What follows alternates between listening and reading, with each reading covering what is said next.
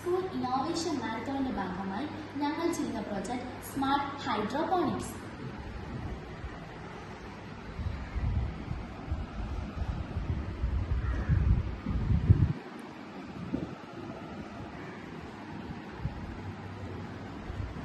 എൻ്റെ പേര് ധന്യ മരിയ. എൻ്റെ കൂടി പ്രോജക്റ്റ് ചെയ്യുന്നത് ജൂൺ റോസ്, ക്രിസ്റ്റവിൻ എന്നിവരാണ്. മണ്ണില്ലാതെ ആവശ്യമായ പോഷകങ്ങളടങ്ങിയ ലായനിയിൽ സസ്യങ്ങളെ വളർത്തിയെടുക്കുന്ന രീതിയെ ഹൈഡ്രോപോണിക്സ് എന്ന് പറയുന്നു.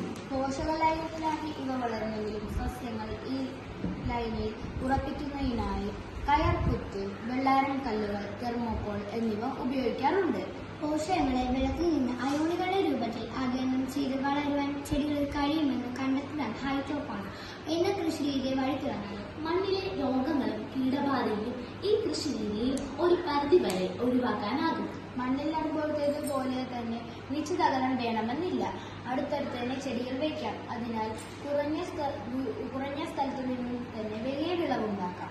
ഈ പ്രത്യേകതകൾ കാരണം പരമ്പരാഗതമല്ലാതെ കൃഷി ചെയ്യാൻ ആഗ്രഹിക്കുന്നവർക്ക് ഹൈഡ്രോപോണിക്സ് ആശ്രയിക്കാം. കൃഷിക്ക് ഉപയോഗിക്കുന്ന വെള്ളം ആവർത്തിച്ച് ഉപയോഗിക്കാം. അതിനാൽ സാധാരണ കൃഷിയേക്കാൾ കുറച്ച് വെള്ളമേ വേണ്ടൂ.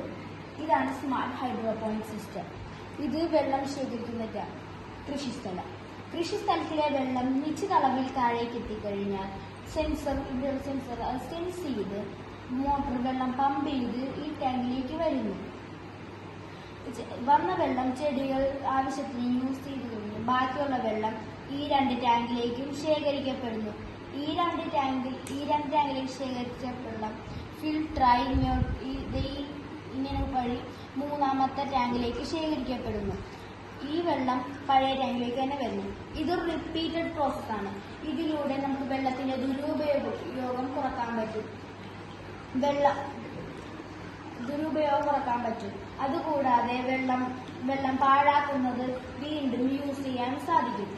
സ്കൂളിൽ ഒരു ഹൈഡ്രോപോണിക്സ് ഗാർഡൻ സജ്ജീകരിച്ചാൽ കുട്ടികൾക്ക് ഓരോ ദിവസവും അതിന്റെ വളർച്ച നിരീക്ഷിക്കാൻ സാധിക്കും.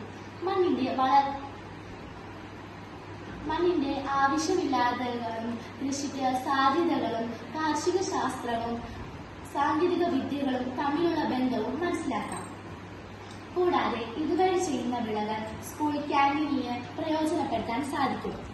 പരിമിതമായ സ്ഥലത്തും വെള്ളത്തിലും വലിയ വിളവെടുപ്പ് ഇതിന്റെ പ്രത്യേകതയാണ്. Thank you. Have A nice day.